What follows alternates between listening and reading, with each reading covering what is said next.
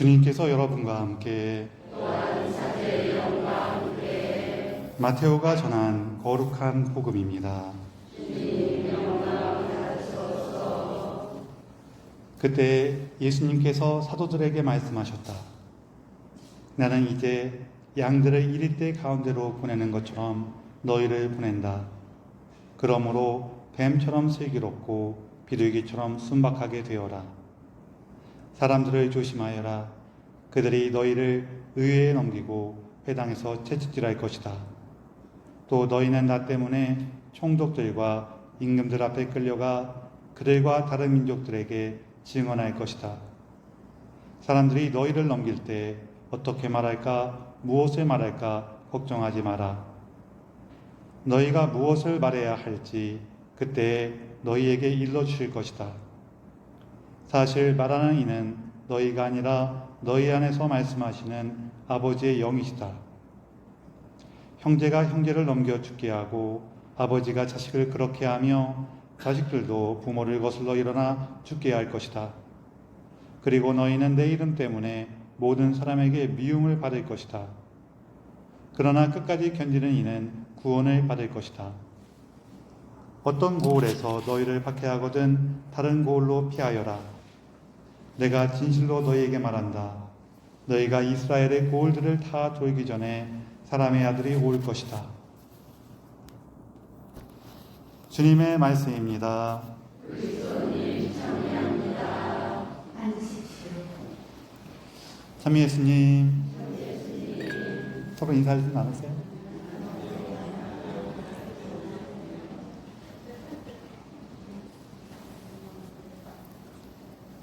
어떤 사람들 이렇게 모여갖고 얘기하다가 우리 다 같이 죽자 그랬어요. 그래갖고 어떻게 죽을까 그러다가 이제 같은 방에 모여서 자면서 선풍기를 켜놓고 자자 그랬어요. 선풍기 켜놓고 자면은 같은 방에 다 모여서 선풍기 켜놓고 자면은 우리 다 죽을 거야 그러면서 그렇게 죽기로 했어요. 근데 여러분, 이 선풍기 켜놓고 자면은 죽어요 안 죽어요? 지금도 죽는다고 생각하시는 분 계세요? 옛날에는 선풍기 켜놓고 자면 죽는다는 얘기가 너무 많았는데 그거는 우리나라를 포함해서 여기 뭐 다는 아니지만 일본하고 중국 일부에만 이렇게 있는 그런 미신이에요. 안 죽어요. 지금도 선풍기 켜놓고 자면 죽는다라고 생각하시는 분들은 그러면은 선풍기 켜놓고 자면은 뭐 그렇게 위험하다면은 에어컨 켜놓고 자면은 죽어요 안 죽어요? 왜 에어컨 속에 선풍기 같은 거 들어있거든요? 근데 왜 선풍기는 죽고 에어컨은 안 죽어? 안 죽어요. 에어컨 켜놓고 자면은, 선풍기 켜놓고 자면은 숨 막힌다, 뭐 춥다, 막 이런 얘기 있는데, 보통 그 정도로 힘들게 되면은 중간에 깨요. 사람이 깨요. 그래서 그들이 선풍기 켜놓고 자도 안 죽습니다. 그래갖고, 근데 이 사람들은 옛날이니까, 선풍기 켜놓고 자면 죽는다고 생각해갖고, 선풍기를 켜놓고 잤어요. 자는데, 자다 보니까 이렇게 좀 추운 사람이 생겨갖고 그 사람이 잠결에 일어나서 잠결에 선풍기 끄고 다시 잤어요. 그래서 아침에 아무도 안 죽었다는 그런 얘기. 우리 안 죽었네 그러면서 집에 갔다고. 요즘에 이렇게 더운데 오늘은 베네딕토 성인의 축일이에요. 베네딕토 성인은 시대가 어떤 시대냐면은 로마 제국이 이제 멸망한 시대예요. 이게 로마 제국이 멸망했다 그러면은 말이 되게 이상한데요. 왜냐하면은 로마 제국이 멸망할 때 사람들은 우리나라가 멸망했구나 라고 느꼈을까요? 못 느꼈을까요? 못 느꼈어요. 로마 제국은 우리나라에서도 이렇게 우리나라의 왕조가 바뀌는 것처럼 어느 날 고려가 멸망하고 조선이 세워졌다 이렇게 하고 멸망하지 않은 거예요. 그렇게 멸망하지가 않고 이 나라가 있었는데 점점 이민족들이 쳐들어오고 황제들끼리 싸우고 뭐가 이렇게 점점 안 좋아지면서 어느 날 봤더니 나라가 안 들어가고 있는 거야. 그래서 당시 사람들한테는 뭐가 이상한데 이런 느낌인 거예요. 그냥 그래서 예를 들면 우리 치면은 어느 날은 물이 나왔는데 다음날 물이 안 나와. 오, 그 물이 안 나오나 했더니 그 다음날 또 나와. 그러더니 한 3일이다 또 안 나와. 일주일 동안 안 나와. 그래서 며칠은 또 나와. 불도 들어갔다가 나갔다가 전기가 나오는 거야? 안 나오는 거야? 일단 데 가야 돼. 그럼 또 전기가 며칠 나갔다가 또 안 나와. 편지 같은 거, TV 같은 것도 되다가 안 되다가 그러다가 어느 날부터 안 돼. 뭐 이렇게 되는 거예요. 그러다 보니까 이 사람들이 어떻게 느꼈냐면은 점점 이 세상이 뭔가 멸망해 가고 있어 라는 그런 불안감이 사람들 사이에 막 늘어나요. 그게 불안감이 늘어나면은 크게 이제 여러 가지 일이 벌어지고 또 그 와중에 또 그냥 자기 삶을 이렇게 꾸준히 살아가는 사람도 있고 다 일어나지만 이제 눈에 막 띄는 게 극단적으로 두 개예요. 하나는 세상이 이제 끝났어. 우린 끝이야. 이런 사람들하고 마지막까지 그러니까 내가 먹고 놀고 하는 게 최고야. 이런 사람들. 이런 사람들 막 늘어나고 전반적으로 분위기가 안 좋아져요. 그런데 이때 베네딕토 성인 같은 이런 분들은 이게 뭔가 이 세상에 문제가 생겼기 때문에 우리가 뭔가 새로운 길을 찾아야 돼. 그런 분이었어요. 특히 이 베네딕토 성인은 원래 루르치아라는 지역이에요. 그 지역의 귀족 출신이었는데, 그래서 귀족들은 어릴 때부터 좋은 교육도 받고, 그리고 귀족들은 보통 나가서 어떤 일을 할까요? 이렇게 관료가 된단 말이에요. 주로 정치인이나 관직에 올라가요. 그래서 로마에 가서 그런 공부하고 관직에 오른 길을 봤는데 이게 다 엉망인 거예요. 나라는 제대로 안 돌아가죠. 사람들은 막 사치나 방탕에 빠져 있는 경우도 있고 너무 절망하는 경우도 있고 막 그러다 보니까 좀 아닌 것 같아.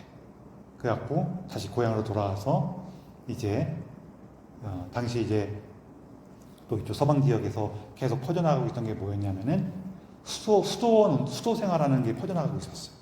아직 수도원이라고 하기에는 개인적으로 수도 생활을 하는 사람도 있고 함께 모여서 수도 생활을 하는 사람들이 섞여 있기 때문에 하나로 얘기할 수는 없지만 이 수도원 운동은 원래 저쪽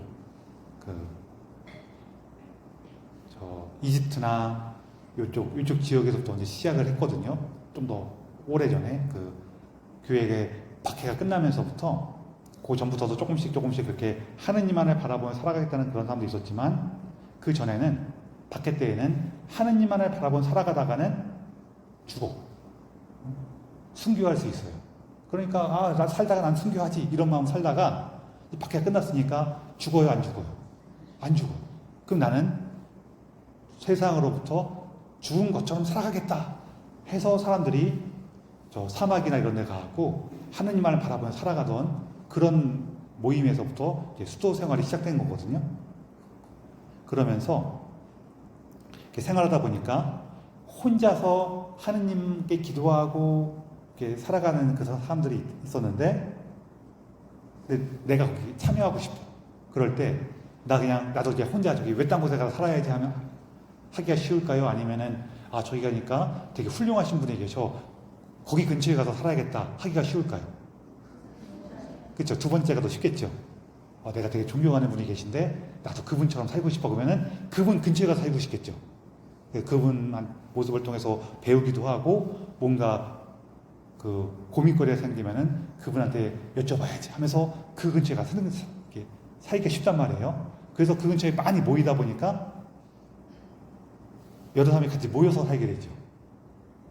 그러다 보니까 아예 그럼 우리가 같이 모여서 기도합시다 하는 이런 모임에서부터 이제 공동 수도 생활이 이제 시작되는 거예요.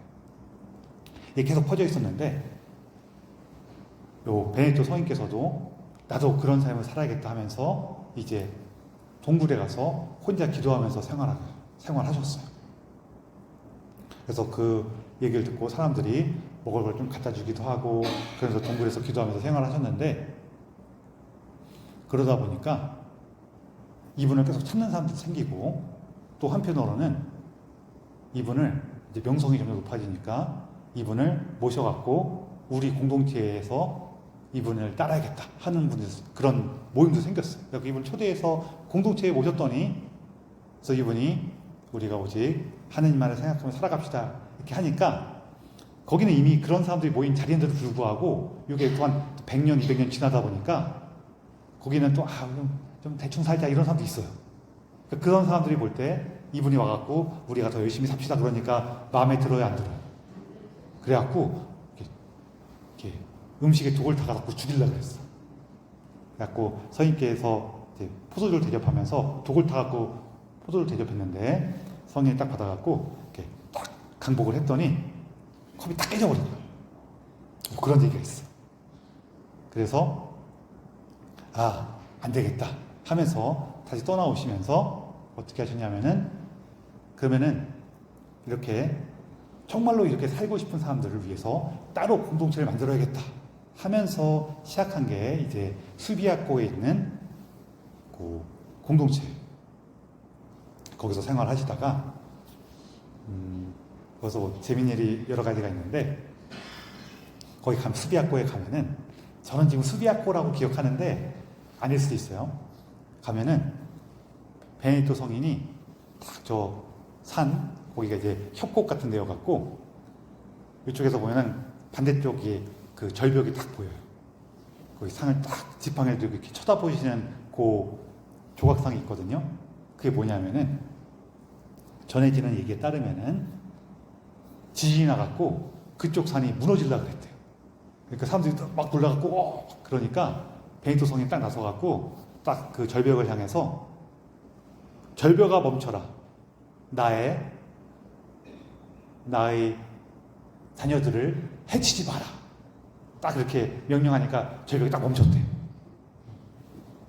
그런 어떤 그 일화를 담고 있는 조각상이 있는데 이 조각상은 사실은 단순히 그 절벽을 멈춰 세운 게 아니라 우리 베네디토 성인의 자녀들, 아이들 누구예요? 이제 그분의 제자들을 포함해 갖고 하느님을 찾고자 하고 따르고자 하는 모든 그리스도인들을 얘기하는 거죠. 그들을 위협하는 세상이나 악의 유혹이나 두려움들 그런 것들 앞에서 우리를 보호해 주신 거예요. 그렇게 그런 모습을 우리에게 딱 다가오죠. 그래서 여기 수비학교에 지내시다가 이제 나중에는 몬테카지노로 가셔갖고 거기에 이제 다시 공동체를 만들어서 수비학교는 이렇게 절벽 사이에 있어갖고 되게 좁아요. 그러다 보니까 점점 이 베네디토 성인을 따르고자 하는 사람들이 많아지다 보니 저 몬테카지노로 가서 거기서 지내시게 돼요. 이제 그러면서 요 당시 수도원의 특징이 뭐냐면은 우리 처음에 얘기했던 것처럼 세상은 무언가 문제가 있어. 점점 뭔가 분위기가 안 좋아. 이상해져가. 점점 하나님께로부터 멀어지는 것 같아. 그러니 우리는 이 세상에 방주를 만들어야 돼. 그러니까 수도원은 철저하게 세상과 분리돼서 우리가 갖고 있는 그 하느님의 가르침, 하느님의 뜻을 지켜야 돼. 세상이 너무 이렇게 회복되지가 않아. 그래서 이때 만들어진 수도원들은 딱 엄격하게 약간 폐쇄 형식이에요. 그리고 수도원 안에 이 밭도 있어요. 왜 있을까요?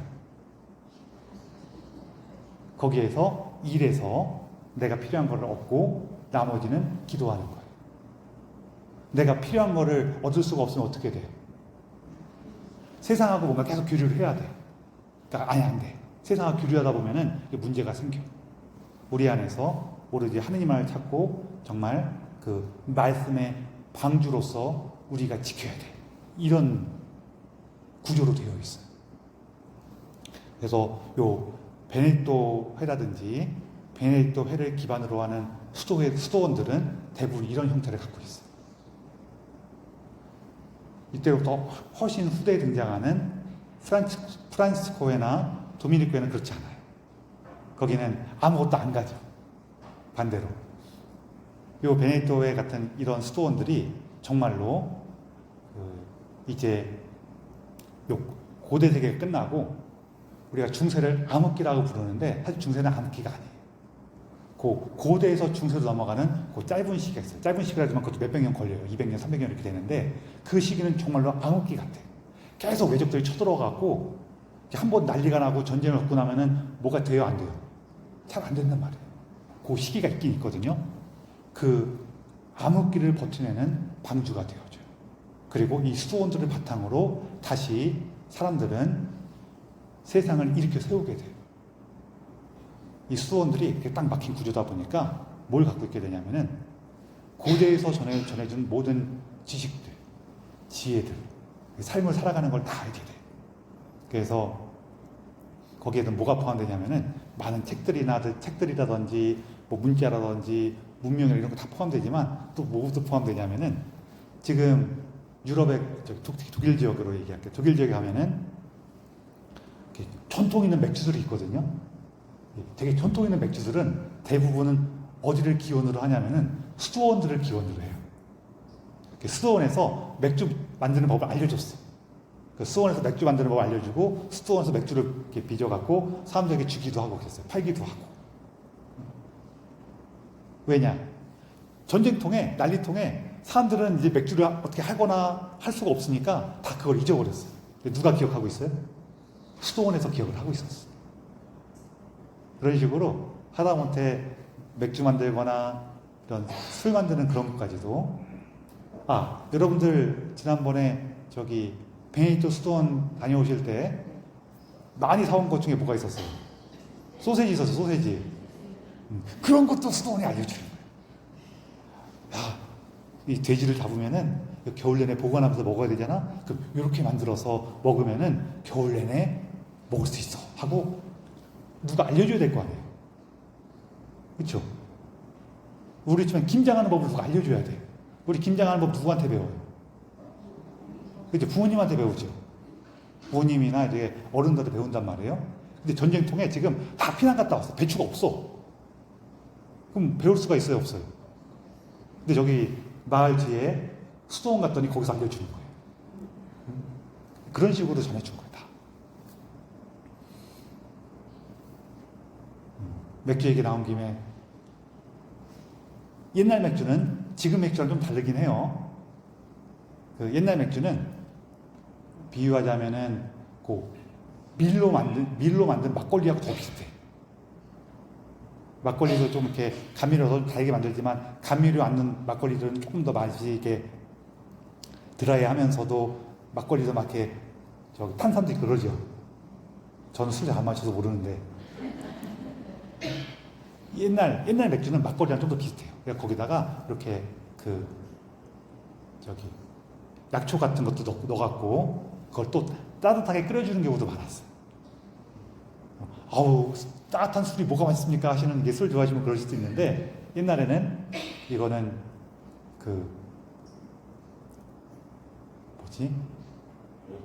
물로 된 빵이라고 불렀어요. 물로 된 빵. 그래서 이렇게 먹었는데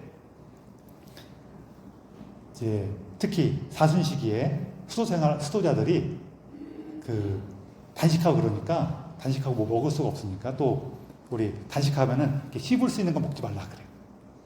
그러니까 어떻게 해요? 맥주를 한 잔 딱 마시는 거예요. 이건 안 씹잖아요. 그렇게 하면서 사순시기를 버텼는데 이걸 누가 로마에 가서 읽는 거예요. 교황님한테 읽어갖고 저기 독일에서는 수도자들이 사순시기인데도 술 마신대요 이렇게 읽었어요. 그러니까 로마에서 야 얘를 사순시기 때 술 마신다고 갖고 와봐. 도대체 뭘 마시는 거야? 갖고 와봐. 그거 갖고 왔어. 근데 지금이야 비행기 타고 가면 되지만 옛날이니까 그 술을 통에 담아갖고 달구지에 실어갖고 독일에서부터 로마까지 대그닥 싣고 오니까 이 술이 어떻게 되겠어요? 막걸리 어떻게 돼요? 다 쉬죠. 그 로마에 갖고 와갖고 로마에서 높으신 분들이 딱 먹어보더니 이게 맛있어요, 없어요? 딱 드시고 나서 야 이건 그냥 먹으라 그래라. 이건 먹는 게 고행이다. 그랬다. 그런 얘기가 있어요. 그러니까 이거 전 얘기라고 생각해. 설마 그걸 몰랐겠어요. 그냥 먹어. 아이고 그런 거 너무 엄격하게 따지지 말고 겨우 그거 갖고 그거 먹고 겨우 사는데 우리 옛날에 먹을 거 없으면 어떡해요? 들에서 일할 때 낮에 막걸리 한 잔 딱 마시고 그 힘으로 일하는 거 아니에요, 그렇죠? 저는 그 시대 안 살아봐서 몰라요. 옛날에 그랬다 그래요? 안 그랬다 그래요? 그렇죠? 네, 수생활 하시는 분들이 거기서 막 일하고 기도하고 먹을 것도 없고 변변치 않고 그러는데 겨우 그거 맥주 한잔 먹고 그걸로 버티는데 야 그걸 뭐라 그러니? 그러는 거예요. 어쨌거나 이런 식으로 수도회가 다 그걸 전해줘요. 그래서 암흑 시기를 뚫고 어두웠던 시기를 뚫고 다시 우리가 이 삶의 빛을 찾는데 중요한 역할을 한 게 수도원이었어요. 그러면서 이 베네딕토 성인께서는 이렇게 새로운 시대를 열어가는 힘으로써 이 규칙서를 만드셨는데 이 규칙서 내용 중에서 제일 유명한 구절이 뭐예요? 기도하고 일하라. 우리가 세상을 살아가는 데 있어갖고 뭘 기반으로 할 거냐? 바로 기도하는 거. 일한다는 건 세상을 살아가는 거죠. 그 세상 살아가는 원천이 바로 기도하는 것 안에 있습니다. 이거를 보여주는 거예요. 이게 우리 삶의 방주가 되준 거죠. 혼란한 시기에, 정신없는 시기에 우리가 세상의 그 정신없음 때문에 하느님의 말씀에 눈멀었을 때 우리에게 다시 빛을 준 것이 뭐예요? 기도하고 일하십시오. 성인의 가르침이에요. 성인의 그 말년에 동생이었던 스콜라스티카 성녀하고 있었던 일화가 전 너무 재미있는데 이 베네딕토 성인도 자기 공동체 안에서 수도생활 하시고 또 스콜라스티카 성녀도 자기 공동체와 함께 이렇게 수도생활 하시는데 여기 몬테카지노에서 베네딕토 수도는 조금 더 위에 있고 여기 스콜라스티카 수도원은 조금 더 아래에 있었어요. 그래갖고 이 베네딕토 성인께서는 1년에 한 번 내려오셔갖고 여기서 거기 수도생활 하시는 그러니까 수녀님들이죠. 수녀님들한테 이렇게 기도해 주시고 같이 대화 나누시고 하나님 말씀 전하시고 또 스콜라스티카 성녀하고 대화를 나누시고 이렇게 돌아가셨어요. 근데 어느 날 스콜라스티카 성녀가 좀 잡은 거예요. 왜냐하면은 스콜라스티카 성녀는 아셨어요. 자기가 하느님께 돌아갈 날이 얼마 남지 않았다는 것을 아셨어. 그래갖고 오빠인 베네딕토 성인한테 잡으면서 오늘은 이 집에 묵으시면서 저하고 얘기를 더 하시죠. 그렇게 붙잡았어요. 근데 베네딕토 성인께서도 그러고 싶은 마음은 있었지만 수도 생활의 규칙에 따라서 이제 돌아가야 되니까 안 된다 하면서 거절하고 이제 떠나시려고 그러는데 스콜라스티카 성녀께서 너무 서운하셔갖고 하느님을 마음속으로 하느님을 부르면서 이렇게 눈물이 또르륵 흘렸어. 근데 눈물이 이렇게 또르륵 흐르자마자 밖에서 비가 막 쏟아지는 거야. 그러니까 베네딕토 성인이 갈 수가 있어요, 없어요? 그래갖고 베네딕토 성인께서 또 아셨어. 동생이 하느님께 기도했구나 아셨어. 그래갖고 스콜라스티카야 이게 무슨 짓이냐 그렇게 야단을 치셨어요. 그랬더니 성녀께서 웃으시면서 뭐라고 했냐면은 오라버니는 저의 청을 거절하셨지만 하느님께서는 들어주셨습니다. 이렇게 얘기를 했어요. 이렇게 얘기하니까 베네딕토 성인께서 거절할 수가 있어요, 없어요? 없죠. 그래서 같이 얘기를 나누시고 그날 밤은 그 수도원에서 보내신 다음에 아래 수도원에서 보내신 다음에 이제 자기 다음날 돌아가셨어요. 그래 나서 며칠 후에 미사를 드리시는데 창가에 새가 한 마리 날라와서 창가에 이제 앉아 있다가 날아가는 걸 보면서 내 동생 스콜라스티카가 하느님께 돌아갔구나 라고 아셨어요. 재밌죠? 베네딕토 성인의 기도보다 누구 기도를 잘 들어줘요? 제 생각에는 아무래도 하느님도 형제님들이 기도하는 것보다 자매님들이 기도하는 거 잘 들어주시는 것 같아요. 물론 이 얘기는 우리가 규칙을 지키는 것 중요하지만 우리 삶의 중요한 순간들에는 하느님의 그 사랑과 자비를 기억해라 라는 의미를 갖고 있겠죠.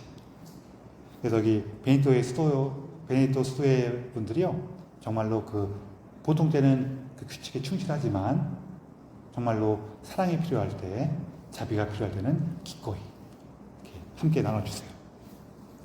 왜냐하면은 그거야말로 우리가 하나님의 일을 하는 거기 때문에.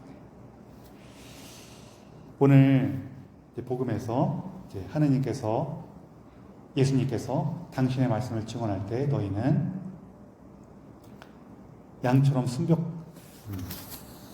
뱀처럼 슬기롭고 비둘기처럼 순박하게 되어라 해요.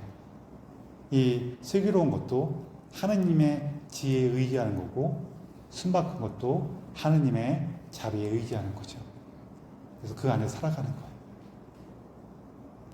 그래서 우리가 이 세상 안에서 하느님 말씀대로 살아갈 때 예수님이 어려움이 있을 거래요, 없을 거래요? 있을 거래요. 있을 거래요.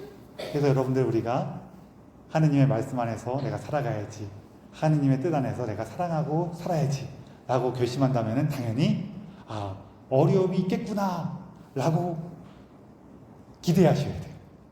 사실은 생각하는 정도가 아니라 기대하셔야 돼요. 기대해야 돼요.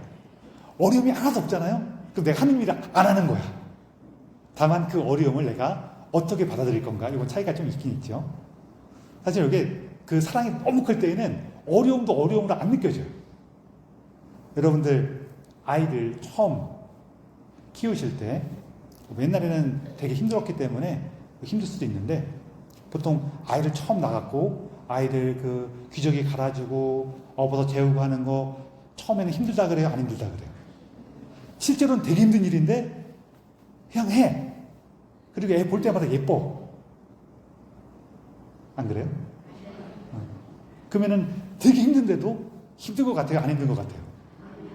그럴 수도 있어. 사랑이 너무 클 때는 그럴 수도 있는데, 그러지 않을 때에도 내가 하나님을 사랑한다면은 당연히 힘든 일은 오겠구나 라고 기대하셔야 돼요. 이걸 막 기대하면 어떤 일이 벌어지냐면요, 내가 뭔가 힘든 일, 하나님의 일을 하고 있어.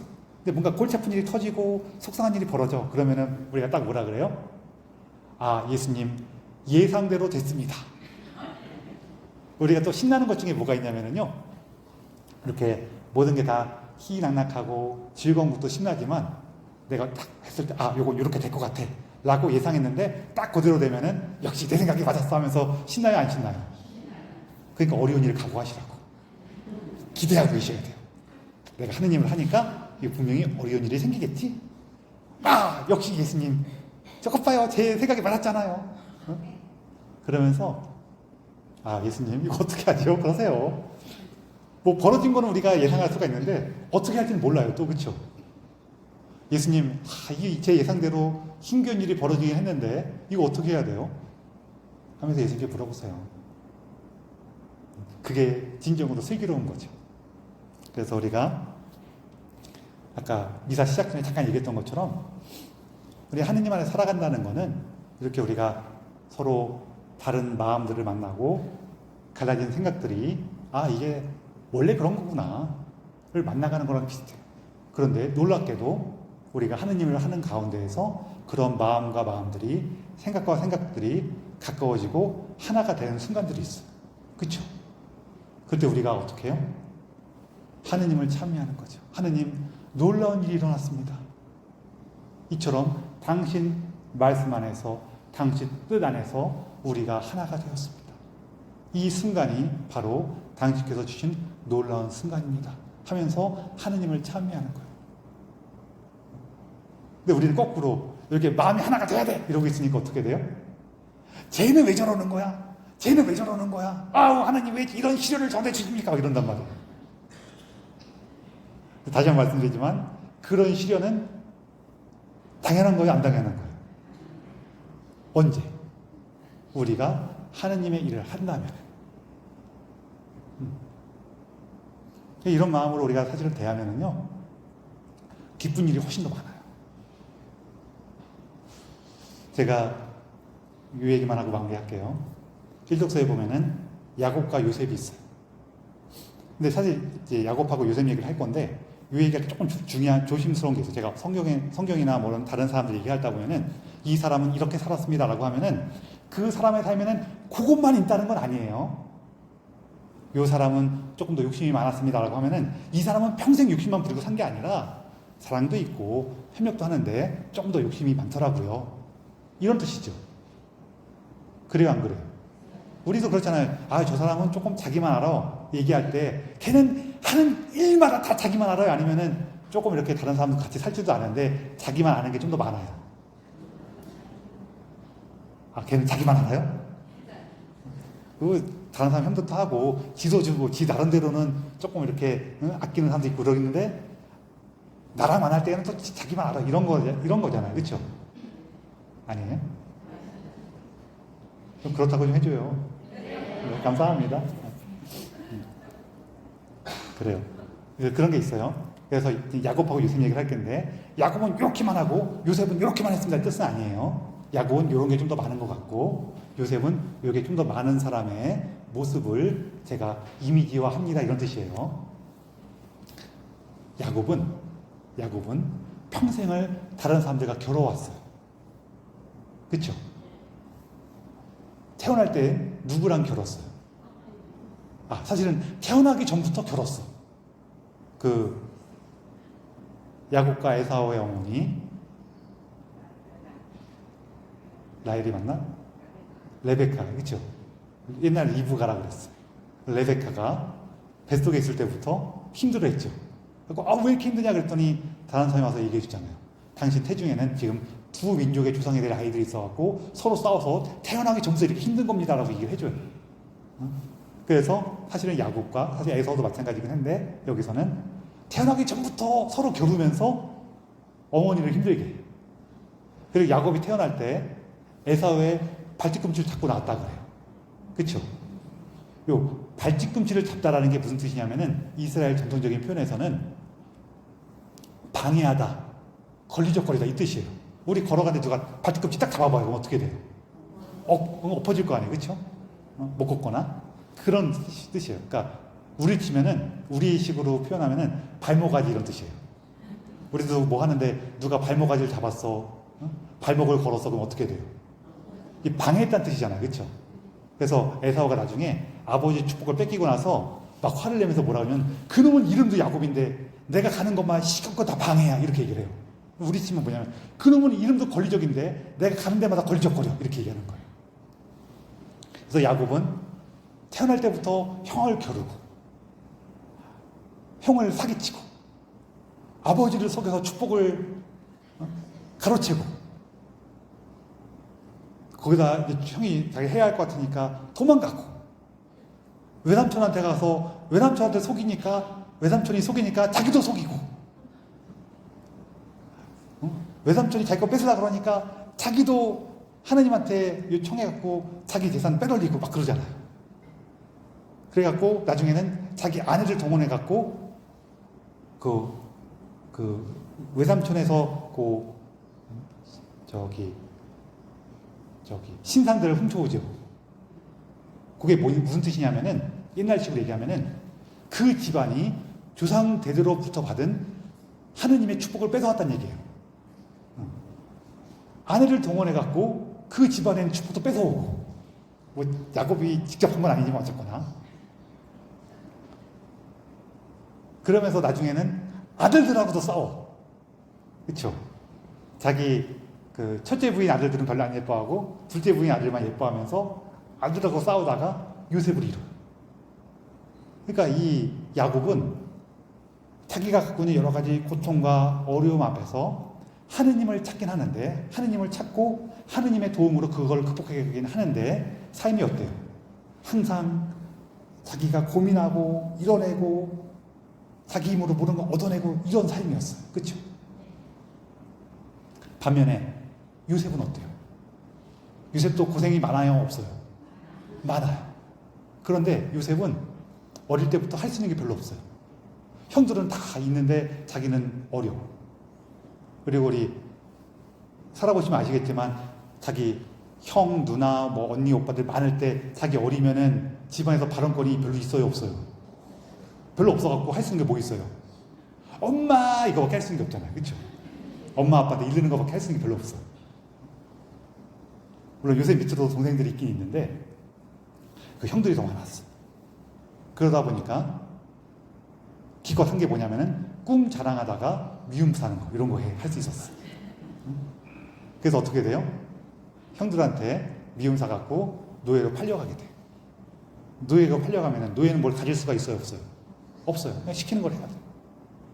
이렇게 하다가 자기 주인의 아내가 자기를 꼬시는 거를 거절하다가 얘는 죄의 수가 돼. 그 죄수가 돼서도 그 파라오의 시종들이 와서 꿈 얘기를 하는 걸 해몽을 해줬는데 잘 풀릴 사람한테 뭐라 그래요? 당신 이제 다시 원래 자리로 돌아갈 테니까 나 기억해달라고 했더니 이 사람이 기억했어야 하는 까먹었어요. 까먹어갖고 나중에 파라오가 꿈꿀 때 그때서야 기억을 해. 그러니까 요셉의 삶은 좀 어때요? 뭔가 어려움과 시련이 있을 때마다 기다리고 주인의 뜻을 따라야 되고 버텨야 돼요. 그렇게 살아온 요셉이 나중에 이제 파라오에게 신임을 얻어갖고 이집트의 모든 걸 관리하게 돼요. 그때 요셉이 뭐라 그래요? 이렇게 살아왔단 말이에요. 그래서 나중에 자기 삶에 대해서 얘기를 하는데 그 파라오가 야곱한테 물어봐요. 나이가 어떻게 되냐고 물어보니까 이 야곱이 저는 떠돌이 생활을 130년을 했는데 그거는 짧고 불행했습니다. 이렇게 얘기해요. 우리 조상들에게 미치지도 못합니다. 이래요. 130년이나 살아놓고 짧고 불행했대. 이게 물론 파라오한테 가갖고 자랑할 순 없잖아요. 그러니까 조금 겸손하게 말한 거긴 한데 이런 말 할 때 보면은 자기 마음속에 있는 게 터서 나와요. 요셉은 자기의 삶을 짧고 불행했다고, 야곱은 자기의 삶을 짧고 불행했다고 이해하고 있어요. 그렇죠? 반면에 요셉은 뭐라 그래요?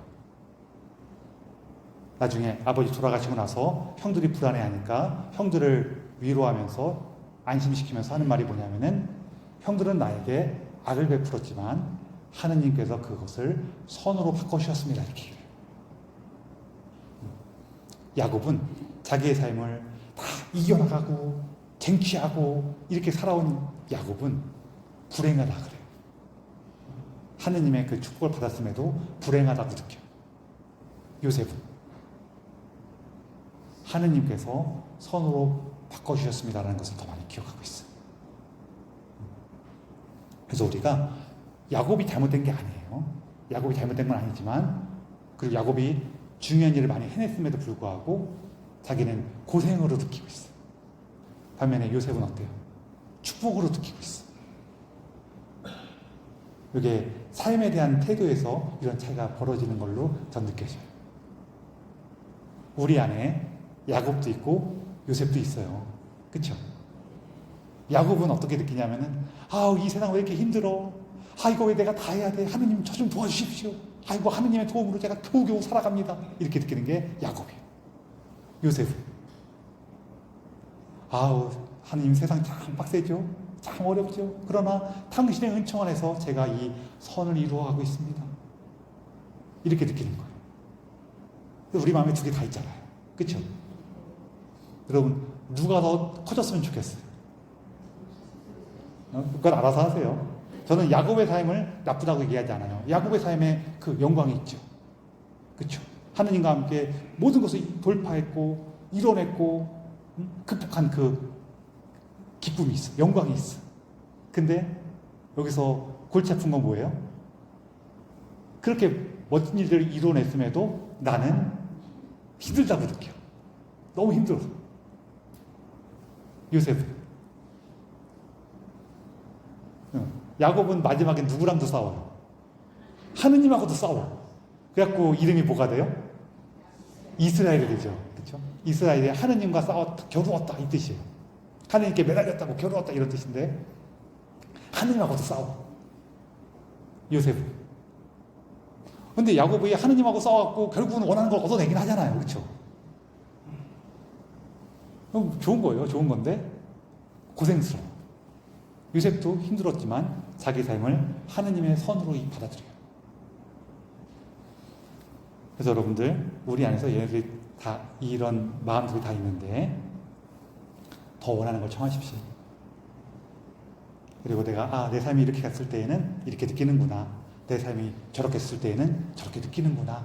그걸 좀 더 기억했으면 좋겠어요. 다만 야곱이건 요셉이건 하느님께서 돌보셨고 하느님의 은총 안에 살아가는 건 똑같죠. 그래서 내가 막 고통스럽게 느낄 때에도 나는 은총 안에 있는 거고 내가 기쁨으로 느낄 때에도 은총 안에 있는 거예요. 그래서 여러분 다 은총 안에 있는 것은 하느님께 청하시고요. 내가 어떻게 느낄지에 대해서도 하느님 나는 이렇게 살고 싶습니다 하면서 청하도록 하십시오. 그래서 주님께서 주시는 그 은총 안에서 살아가시기 바라고, 특별히 베네딕토 성인께서 우리에게 보여주신 것처럼 우리 삶에 고비가 왔을 때, 우리 삶의 어려움 앞에서 주님의 말씀의 방주가 우리 안에 새롭게 나타나기를, 우리를 이끌어주기를 베네딕토 성인께 종구를 청하면서 이 미사를 봉헌합시다.